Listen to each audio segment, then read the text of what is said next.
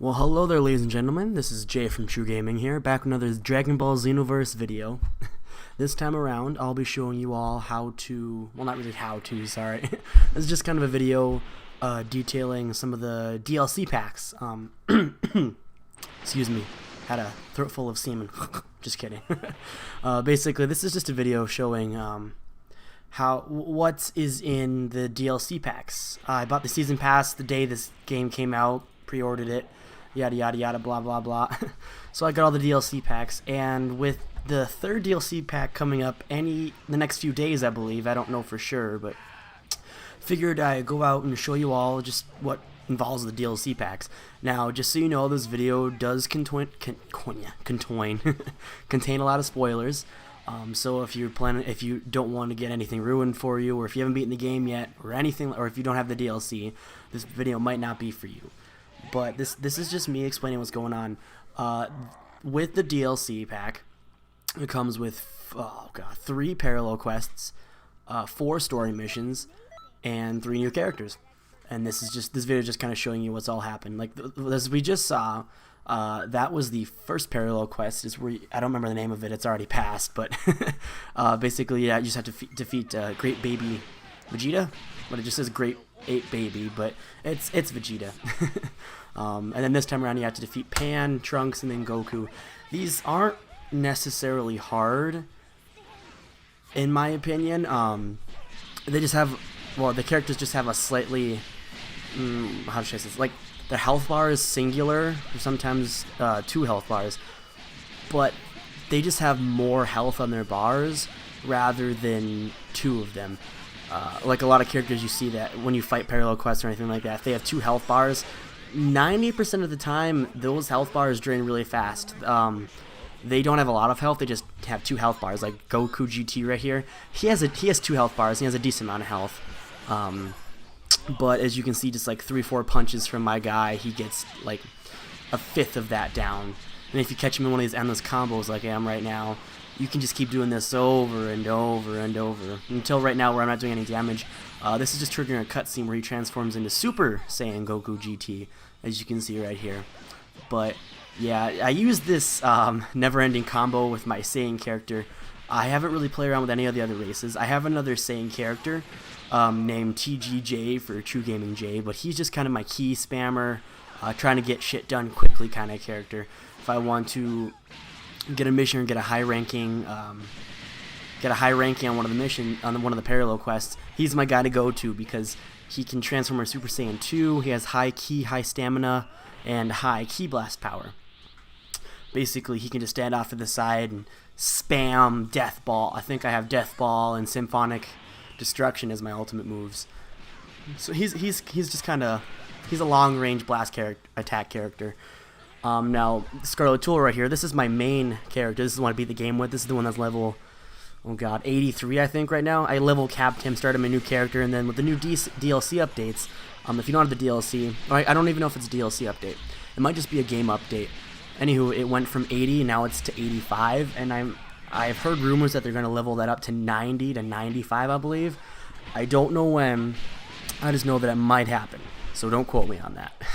But yeah, this is my main character. When I first started, I saw that you could abuse the power of the Meteor Crash, which is one of the default super attacks. It's a physical attack, and it relies basically on basic strength and stuff like that. Basically, what happens is you can just hold the right trigger, and depending how much ki you have, because it uses 1 bar of ki, if you hold right trigger and whatever button you assigned it to, like it is right now, see? You can just hold it until all your ki's gone. So it's a really good tactic to just try to defeat enemies quickly, simply, efficiently. So that's what I've done. So I put all my attribute points into basic attack, and then into health, and then into super, like, not key attacks, but just super attacks, like super strikes. That's the thing I'm trying to think of. So basically, he can wreck shit, to put it lightly. As you can see, just 3-4 punches against Super Saiyan 4 Goku here just demolishes his health. He's a walking tank, pretty much. He's a Saiyan, so his health isn't amazing, but I put a lot of points into that. I think like 40 or 50. He's just an all-around brawler type character. And then this move you're seeing here, Death Meteor, it's one of Frieza's ultimate attacks, I believe. It doesn't rely. It's not a key attack, so it relies on your strike supers and your basic attacks, depending on how much damage you want to do. And as you saw right there, there's another example of the abusing the meteor crash spamming. Yeah, these characters aren't necessarily hard. This is the third parallel quest so far. They're not exactly hard. They're just long. Yep, that's the best way to explain it. They have a lot of health, except for this part right here. This is fairly easy. Vegeta Super Saiyan 4. He is stronger, in my opinion, than Goku. Granted, my opinion. I don't know. This is just every time I fight Vegeta in any of the parallel quests or anything like that, he just wrecks my shit. I don't know why. Every time I try to attack him, he just fulls-on volleys me with his Final Flash, which is arguably one of the most powerful attacks in the DBZ universe. And it brings my stamina down, brings my health way down. I just have issues. So in my opinion, Vegeta, pretty much in every form in this game, is one of the strongest characters, I should say. Next comes Mystic Gohan, or Gohan, whatever you want to call him. I call him Mystic Gohan. But alright, as you can see here, we just defeated both of the Super Saiyan 4, Vegeta and Goku. So now we're gonna run away, and we're gonna go follow them to, I believe, the pod landing area, if I'm correct. And then they'll transform into Super Saiyan 4 Gogeta. We'll defeat him, and then the mission should be over after that. I'm recording this audio in post, by the way, if you're wondering, because I spent all the time recording the footage, and then for some reason my microphone didn't record audio.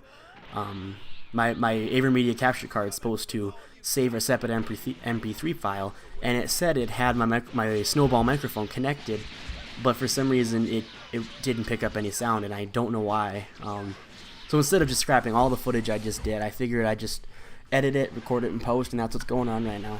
So yeah, just in case any of you are curious about why I don't know about why I sound like I'm talking after the battles, but yeah. So we're fighting Super Saiyan 4 Gogeta. This is the tougher of the fights so far. He's not even that tough still. He just has a lot of health as before. He's not too terribly powerful, especially since I have Nova Shenron, Omega Shenron as my allies. It's once you have two or three against one, even if it is a computer character, they'll still attack. Which means that the guard will be dropped and everything, so it isn't terribly difficult to defeat him. So yeah, I just Mac dashed away, because if you transform, and if you finish it with an ultimate finisher, you do get more experience, you do get more points as an added bonus onto the end of the mission briefing and all that. You get skills and experience points and stuff. Now what you're seeing right now is I just cleared it. I just cleared the mission. However, I met the requirements. I don't know what the requirements are, but I somehow met the requirements to get the ultimate finisher ending of the parallel quest. Basically, which means I bring down Super Saiyan 4 Gogeta again to a lower health, and then Omega Shenron should pop up out of nowhere. And I don't remember, correct me if I'm wrong, anyone, but I don't recall seeing anywhere in the game, you'll see it once it pops up here, an enemy with 3 health bars like Omega Shenron has. He has the standard red, and then, as you can see here again, Super Saiyan 4 Gogeta, he has that second orange bar of health. But once I target lock onto Shenron a little later, you'll notice that he has a third solid yellow one. Yeah, there you go. See? It's a solid yellow. When I first played this mission, I didn't know what that was until I got his health down. I'm like, okay, he's almost dead. And then that orange bar popped up, and I was like, excuse me? I was confused, and so just so you know, Omega Shenron has 3 health bars. It doesn't make him any more hard to defeat. It just means it takes a little longer because he has so much health. So as you can see here, Super Saiyan 4 Gogeta is almost done. And then Omega Shenron interrupted my meteor crash, which would have finished him. I'm going to quickly use a capsule here just so I can heal up. And then, oh, he used his throw on me. So we're going to go ahead and just defeat Gogeta because he's being an issue. Alright, now we'll all turn on Omega Shenron. You see, like I said, it's not difficult, especially if you have two other teammates, because he'll focus on them more than you, so you can run in there, you can attack, and then run away. That's kind of what I do sometimes. If I feel like finishing with a super move or an ultimate attack, or if I feel like transforming, I just run off to the side, charge my key up, transform, because he's focused on my other guys. As you can see, I just brought the that third yellow health bar down, so now you can see the orange health bar is exposed. And it just takes a little longer. This is one of those cases where a character can have 1 or 2 bars of health, and it's freakishly easy to defeat him, because their health, just because they have 3 health bars, doesn't mean they have more health. They have the same amount of health, it's just spread out more. You can find a character with a solid red health bar, and it takes you like twice as long to beat him as this, but all my punches are doing an insane amount of damage, because he has, oh god, how would I phrase this? I'd estimate it as maybe a bar and a half of solid health. So I'm estimating like half of his health is actually just condensed. It's just spread out more over 3 health bars. Now we're gonna move on. Those were the 3 parallel quests that were included in the DLC pack, and this is now the time patrols. You get it says 4, but it's basically 2.5 maybe time patrol missions. It basically continues after you defeat Demigras. Demigras is basically defeated, but he left his energy in different. He left his demonic curse energy, whatever, spread out across other scrolls. Basically, it takes place in this universe. So it's not. Again, these aren't terribly difficult. I I might be speaking a little boldly, but they're not difficult for me, at least. My character's level 83. He's almost maxed out with his stats. It's pretty. A lot of battles are pretty easy to accomplish now, especially since I have the healing factor. I have. Oh, that was strange. But yeah, I have my side characters. I have all that going on. And my side characters, how do I word this? My allies, except in story missions, these aren't terribly difficult. Basically, in this timeline, Baby has hypnotized Trunks. He hasn't taken over his body, he just hypnotized him into doing his will. Basically, he thinks he's a Tuffle. And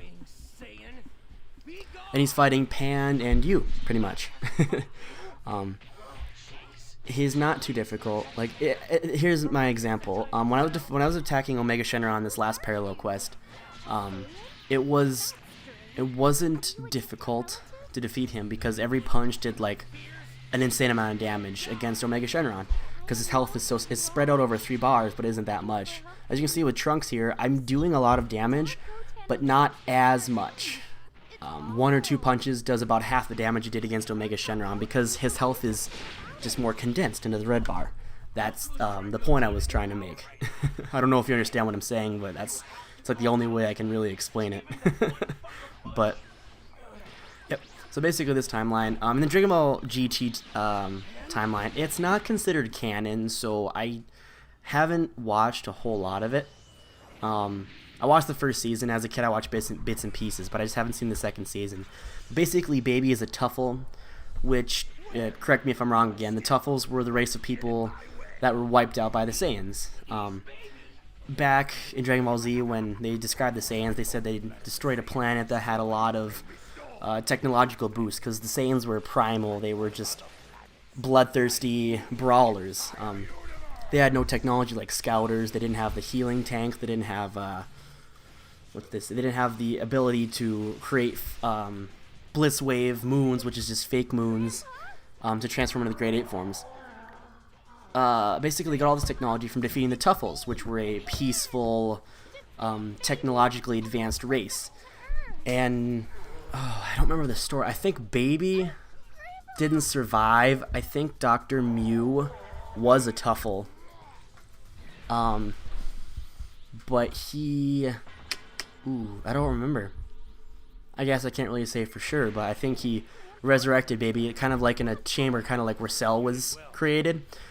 But not quite sure. Anywho, Baby has a supreme hatred for Saiyans because of his Tuffle ancestry. And he comes back to try and defeat Goku, Vegeta, Gohan, all those Saiyans, and destroy and take over the world, which is your standard "I want to take over the world" story. But yeah, and then in this form it says Grade 8 baby. Basically at this point, in the timeline, he took over. He infected Vegeta's body, so he didn't infect. He took over. He's a parasite. He infested Vegeta's body, and then he transformed. He has 3 transformations. He had Grade 8 baby, Great Baby Vegeta 2, which is slightly different, and Baby Vegeta 3, which is just hardcore. You can barely recognize Vegeta anymore. And then he uses the Saiyan blood of Vegeta to transform into his Grade 8 form, like you see here. He retains his thoughts, he retains his powers, unlike a lot of the other Saiyans, like Gohan and Goku. They never could control themselves. When they first came here, Nappa and Vegeta and Raditz and all those other Saiyans learned to control their thoughts and feelings when they transformed. Gohan and Goku never did, so whenever they transformed, they destroyed everything because they were just violent, bloodthirsty beings, I should say. But yep, so basically we just defeated a Great 8 baby, and now we're talking to Goku, and now we're just flying back to our time machine, because we just defeated the first time patrol mission. Now it's not terrible. How to word this? It doesn't take a while to defeat these DLC quests. It takes like no time at all, actually, but it's about 20 minutes, give or take, to go through not all the content, but to go through a lot of the content that this entails. Because you have a few new characters, and then you have the parallel quests and time patrol missions, but they're not very long. I'm glad that the next DLC, it's a little longer, but not by much, to be perfectly honest. Yeah, that's just my thoughts. I enjoyed the DLC, but I figured there'd be a little more than there was, but there isn't, which I'm perfectly okay with. I mean, whether it's long DLC or not, it's still very enjoyable for me. I'm a huge fan of this game. This game is doing very successful for what it is now. So I'm distracted. I'm watching the the cutscene as well. I'm kind of distracted. I'll just shut up for now, and you guys can just watch the cutscene so you know what's going on. That's true, but whatever. It's not a big deal. Here, there's something going on with this scroll. Head over there. Trunks, don't try to change the subject on me. Alright, there you go. There's the cutscene. I'm just gonna go through here, and then this is the start of the next parallel quest. Basically, in the actual anime, this quest, back in Hell, Dr. Mew, I believe, teamed up with Dr. Gero, and they made another Android 17 in Hell. Now, I don't remember the exact happenings of what happened, but Android 17 was already in Hell. They made another one, so there's 2 Android 17s, and the purpose of this was to create one of them, to create a new one that was, I don't know if it was stronger or whatever, but they fused and created Super 17. And as a nice little distraction, they destroyed the gates of Hell, so now the dead walk among the living. And in this mission, you have to defeat 20, it says, of Apule's Raspberries Frieza soldiers. I skipped ahead. As you can see, a little black fade in thing, fade out, fade in, whatever. I skipped ahead because you have to defeat 20 of them. This took me 15 to 20 minutes of just playing through, because they don't have high health. A few punches will kill them, but you I don't know if you can see, if one of them shoots an energy blast or 2, they'll get you. Or if you punch one of them, another one will come up behind you. They gang up on you because there's 5 or 6 of them on screen at a time, just straight on attacking you the entire time. You didn't miss much. You just missed some story dialogue in there, but it wasn't too terribly important. This is the funniest shit ever. I don't know if this is the actual anime, but this just made me laugh hysterically. I was like, hey, look, the Ginyu Force. Alright, time to see Ginyu.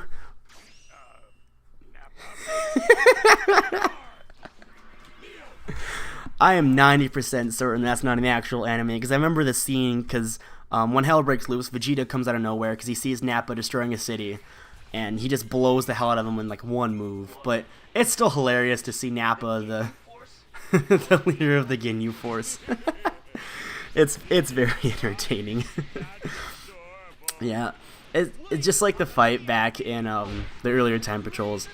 Or the early parallel quests, depending on your level. These aren't terribly difficult. If you get Nappa's health down to a certain amount, or any of the Ginyu Force members, here comes Trunks. Comes along. This is GT Trunks, not future Trunks. Comes along. He takes care of Goldo and Jeice right away. So you didn't have to bother fighting them. I thought it was pretty nice, because fighting 5 characters on one, it's either 5-1 or 3-2. I'd take the 3-2. They don't have a whole lot of health, but I figured I'd try and get a last little ultimate attack on Birder, and that didn't work because it was just terrible timing on my half. But this will finish him off, I believe. Nope, because I'm bad at the game. Yeah, they're not terribly difficult to beat. They have lower health. See, just a few punches defeats him. And then I'm going to go over here and fight Captain Nappa, as I like to call him. God, I can't get over that. He's just like, Nappa? Yeah, Nappa's dead, and then you have Raccoon, and this shouldn't take more than a few seconds. They're kind of pushovers. See, here's that meteor crash I was talking about. Isn't in a fuller effect. You can get some insane combos going on. None of those key blasts are reaching him. I just realized that. But a couple punches here. There we go. Now we just successfully defeated the entire Ginyu Force, almost single-handedly. What I don't get is they're breathing hard here. Both of them are kind of breathing hard and kind of bruised. I don't know why, because it wasn't that difficult. Trunks gets launched to the other end of nowhere, pretty much. And this is Android 17. So Android 17 died. This is the original 17. He opened up the gates of hell. Basically, in the anime at this point, I don't remember who fights 17 right away, but Piccolo's down in hell. Piccolo and Goku, I believe, are down in hell fighting off like Frieza, Cell, all those dead evil villains from the past. It's some interesting filler, actually. The actual anime is, because it's fun to see Goku fight Frieza and Pikkon. Not fighting Pikkon, no. Goku goes down there to fight Frieza and Cell, and he goes with Pikkon. And it's interesting because it was, I don't know if the movie came first or GT came first, but Dragon Ball Z Fusion Reborn actually had a kind of a similar storyline. A worker that was working, basically when the souls get pumped down to hell, they get their spirits cleansed first. And when they get them cleansed, all that bad juju gets sucked into a container, and he wasn't paying attention and overflowed. So the gates of hell broke loose. Janemba was created, and then you actually got to see Frieza and all his Frieza soldiers, and Cell and all those guys. You got to see a little fight between them on Earth, and there's even a scene where Kid Trunks and Kid Goten start fighting Hitler and his armies, and they're just like, oh, and he's trying to kill them, and they decide to fuse for fun. And there's I enjoyed the little saying afterwards. He's like, oh, blonde hair, blue eyes, I should be recruiting them. It's in terrible taste, but it's hilarious. But yeah, that was the storyline for GT. I got a little off track from what we're actually going on right here, but yeah, here's Super 17. He's a little difficult, actually. As you see a little, yeah, right now, he spams that stupid blasting away attack. It's like 3 times in a row. Exactly, 3-4 times in a row. It's annoying. I hate it when that happens in the game. Like, whether it's in this mission or any other mission, I despise it. Oh, I hate it. Because I'm trying to get a combo going on this, all of a sudden, blah, they explode with energy and they just blow you back. I'm not a fan. That's just my personal, that's the losing side of me coming out. It's nothing personal, but it's just me complaining. But yeah, Super 17 is kind of difficult because you get him down to a lower health, and then all of a sudden, magically, Goku shows up to help you, and his health just regenerates. He's relentlessly attacking you the entire time, and then Goku comes in. His health gets regenerated, whatever. And you fight him. He has a lot of health. It won't just take a few punches to kill him. It'll take more than a few. See, it's still a decent amount, but I'd rather do more than just a little bit. Super 17 is actually powerful because in the regular series, Goku took him down barely, but he did. And now this is technically even more difficult because you have the Demigras possessed Android 17 and Super 17, I should say. Once they fused, it created an even more powerful Super 17.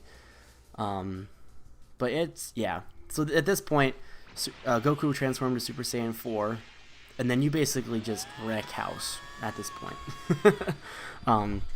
It's a pretty easy fight from here on out, and it shouldn't take you more than a few minutes. I'm not saying it's easy. It's just that much easier because Super Saiyan 4 Goku has a lot more attack than regular stock Kid Goku. At least that's what I think. I believe. Everything I'm saying by the here when I'm spouting out facts and stuff, some of them are just opinions or some of them are just estimated guesses. Some things I know for sure, saying like Cybermen and the Frieza soldiers, they are just stock weak. In the very beginning of the video, I was fighting Grade 8 Baby, and I had a Cyberman just for shits and giggles, and he got wrecked in like one hit. Some characters are just just started off and will be weak, and some of them are more strong. Like I usually have Beerus and Super Saiyan God Goku as my teammates, but every now and again I like to just switch it up just to test people's powers. I once went into a fight. I don't remember what it was. I think it was Parallel Quest 55 Power Berserkers. It's the last one before the DLC Parallel Quest with a Cyberman and a Frieza soldier. That did not end well. I gave them like 30 seconds and they were just out. So, but yeah, that was an example of a fact something that I know. I like to think I'm pretty well educated in this game so far. I've been watching a lot of online reviews. I've been looking at a lot of things. My other videos, as you saw, were just little tutorial videos to just show people what's up and how to do things. Because I didn't even know there was an alternate ending until I beat the game, until I played through the last mission again just for experience. And I had a little more health this time around, and I got a different ending. I'm like, oh, didn't know about that. That's pretty nifty. And I compared it to the other ending, and I was like, oh, hey, this is a secret ending. So I figured I'd make a video on it and just went from there. But here you go. See, this is the last time patrol / story mission for the first DLC pack. Basically, you and Goku about to defeat him, and he gets sucked back in the wormhole. So count now. The wormhole swallowed up Super 17 and Grade 8 Baby Vegeta. Grade 8 baby, but Grade 8 Baby Vegeta, technically. Yeah, so this is the ending of the parallel missions. So I'll shut up for this little cutscene just so you guys can know how it ends, because it's a little humorous, so I'll just stop talking for a second. You guys can listen. Demigras is most likely trying to. He wants to use Baby and Super 17 as tools to create a big distortion in history. I mean, I guess. Whatever the case, we can't allow any more of this. Assume this is our final chance. You got it? Right. But first, let's have ourselves a cup of tea.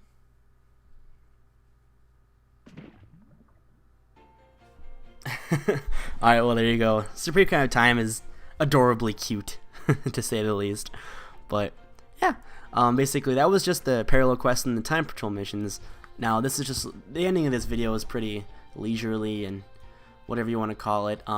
This is just me showing off the characters that you get. You get Pan, GT Trunks, and Goku. If you look off to the side, I have the other Shenron Dragon Super 17. That's for a different video, or just for a different time. Omega Shenron we already talked about in Super 17, but the other dragons are part of the DLC pack. Alright, well, thank you all for joining me, and I'll catch you guys later.